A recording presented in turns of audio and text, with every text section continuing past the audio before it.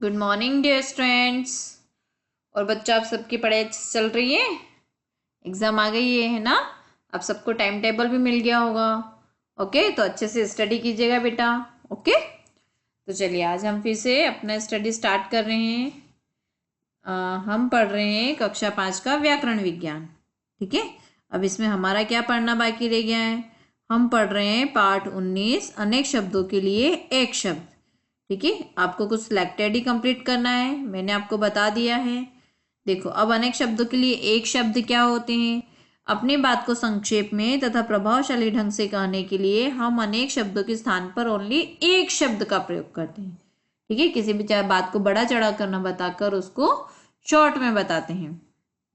यहाँ इस प्रकार के कुछ शब्द दिए गए हैं, इन्हें पढ़िए और समझिए। तो देखो, जो प्रशंसा के योग्य हो तो उसे एक शब्द में क्या बोलेंगे? प्रशंसनीय। जो कठिनाई से प्राप्त हो, दुर्लभ। जिसके समान कोई दूसरा न हो तो अद्वितीय। जिसका कोई शत्रु न हो, अजात शत्रु। जो कभी मरता न हो, अमर। जो देखने योग्य हो, दर्शनीय। जानने की इच्छा रखने वाला, जिज्ञासु। जो ईश्वर में विश्वास रखता हो, आस्तिक। अचानक हो जाने वाला, आकस्मिक। जिसके हृदय में दया न हो, निर्दयी। कम खर्च करने वाला, मितव्ययी। जो साथ पढ़ता हो, सहपाठी। जिसका अंत न हो, अनंत। जो पहले न हुआ हो उसको बोलते अपूर्व। और जो दूर की सोचे वो होता है दूरदर्शी। ठीक है, तो इतने आपको अनेक शब्दों के लिए एक शब्द कंप्लीट करना है। ठीक है, नेक्स्ट आगे हम कंप्लीट करते हैं। आओ अभ्यास करें। तो अभ्यास कार्य है, प्रश्न नंबर 1 है इसमें, निम्नलिखित अनेक शब्दों के लिए एक शब्द लिखिए।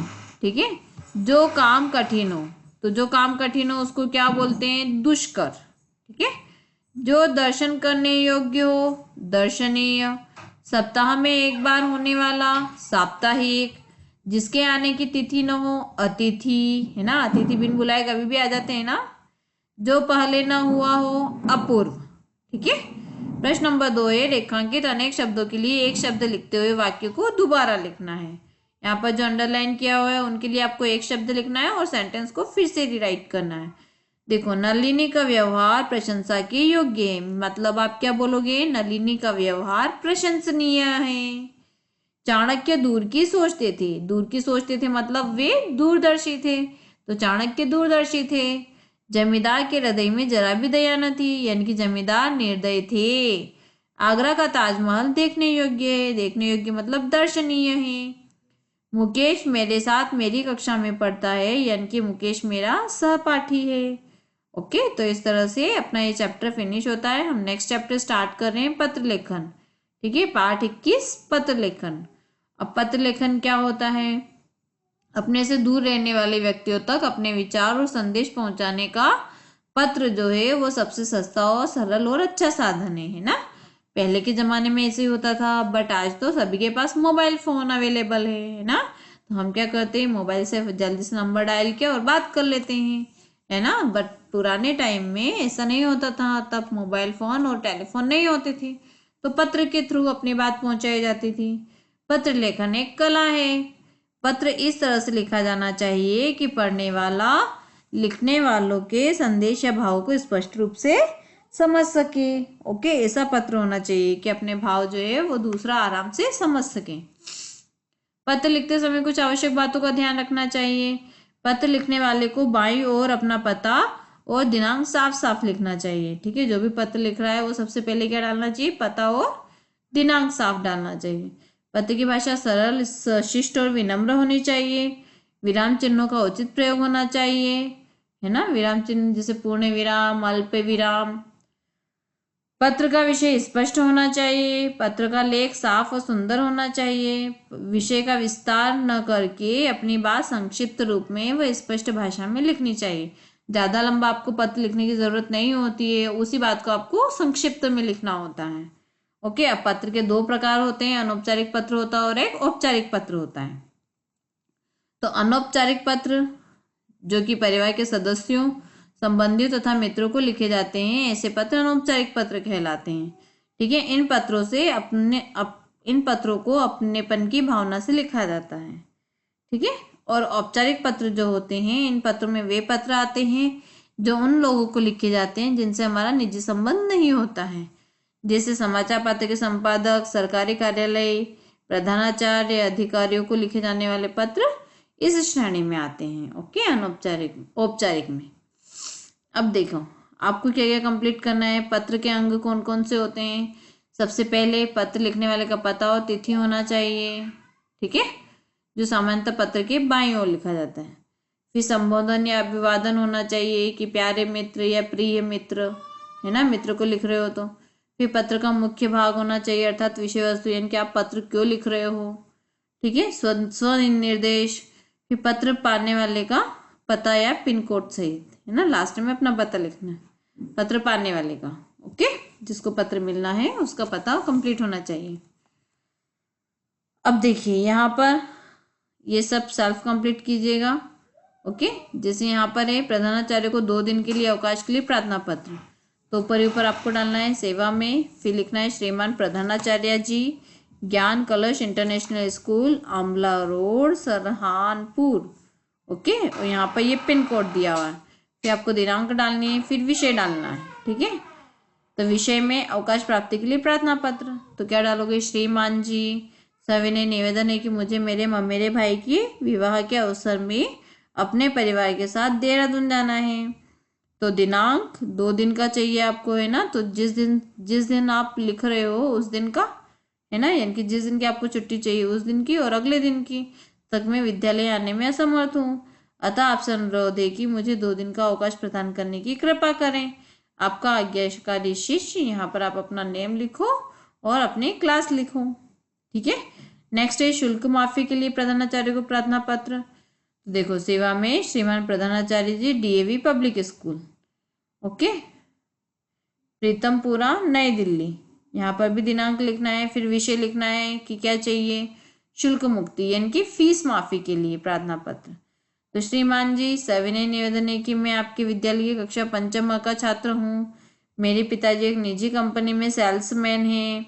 उनका मासिक वेतन केवल 3600 रुपये है। ठीक है, 3600 रुपये है। मेरा एक भाई और एक बहन है जो क्रमशः कक्षा 4 व 7 में है। ठीक है, पिताजी की आमदनी से घर का खर्च कठिनाई से चलता है। ऐसी स्थिति में मैं विद्यालय का शुल्क देने में असमर्थ हूँ। आपसे प्रार्थना है कि मेरा पूर्ण विद्यालय शुल्क माफ करने की कृपा करें। ओके, मैंने पिछले वर्ष अपनी कक्षा में प्रथम स्थान प्राप्त किया था। मैं आपको विश्वास दिलाता हूँ कि इस वर्ष भी परिश्रम करके मैं प्रथम स्थान प्राप्त करूँगा। और यहाँ पर आपका आज्ञाकारी शिष्य, नेम और कक्षा राइट करना है। ठीक है, ओके, चलिए नेक्स्ट मैं आपको बताती हूँ आपको और कौन सा कंप्लीट करना है।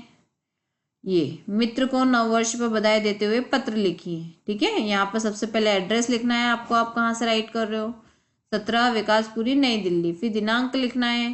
फिर आपका मित्र है तो उसको क्या संबोधित कर सकते हो आप, प्रिय मित्र अभिषेक, है ना, सप्रेम नमस्ते।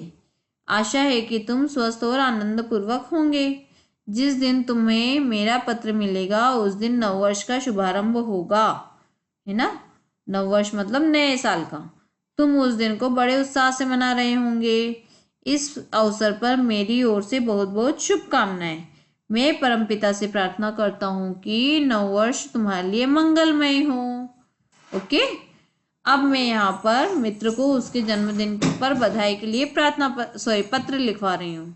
ठीक है ना, तो मित्र को उसके जन्मदिन पर बधाई देते हुए पत्र भी देख लो। सबसे पहले एड्रेस 34B लाला लाजपत नगर, गाजियाबाद।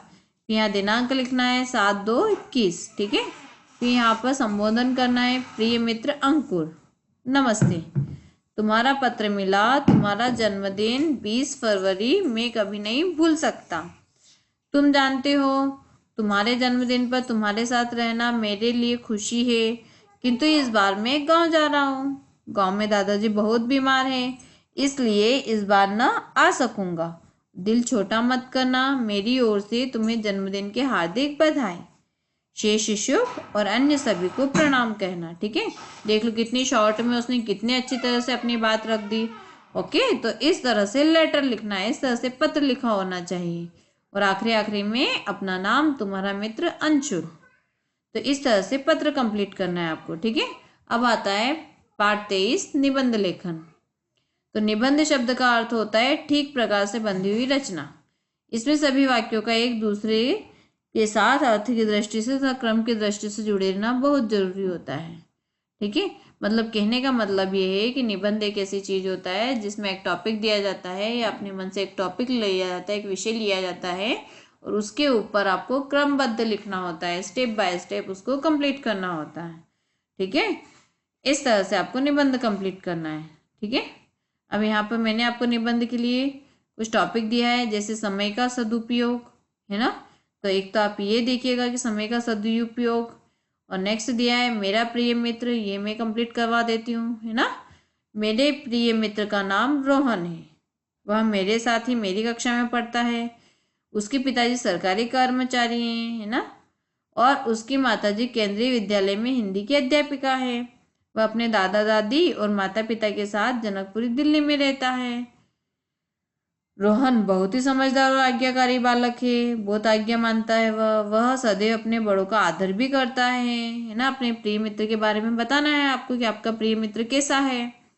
विद्यालय में सभी के प्रति उसका व्यवहार भी बहुत अच्छा है, बहुत विनम्र है। वह बहुत ही सरल स्वभाव का है, वह कभी भी किसी के साथ झगड़ता नहीं है, हमेशा सबकी मदद करता है ना। आपका दोस्त भी ऐसे ही होगा, है ना, सबकी मदद करता होगा। मुझे उसके साथ रहना बहुत अच्छा लगता है। उसकी कॉपी किताबें बहुत ही साफ और सुंदर रहती है, ये तो अपनी भी रहती है ना। वह कभी भी किताबें नहीं फाड़ता है। जिस दिन मैं विद्यालय नहीं जाता उस दिन का कार्य पूरा करने में वह हमेशा मेरी मदद करता है। दोस्त हो तो ऐसा सही है ना। मेरा मित्र समय के महत्व को भी बहुत अच्छी तरह से समझता है। वह नियमानुसार अपना कार्य करता है। वह विद्यालय में सदैव समय पर पहुंचता है। ओके, उसने अपने अपने दिन के सभी कार्यों की एक समय सारिणी बना रखी है और वह अपना प्रत्येक कार्य उस तालिका में ध्यान में रखकर करता है। वह कक्षा में सदैव प्रथम आता है। ओके, और लास्ट में आप राइट कर देना, विद्यालय को उस पर गर्व है। उनके इसी गुणों से प्रभावित होकर मैंने उसे अपना मित्र बनाया है और मुझे मेरे मित्र पर मुझे ही नहीं बल्कि मेरे माता पिता को भी बहुत गर्व है। ठीक है, नेक्स्ट है प्रदूषण। तो प्रदूषण भी आप अच्छे से देखिएगा। जैसे हमारे आसपास का वातावरण गंदा होना क्या कहलाता है? प्रदूषण कहलाता है।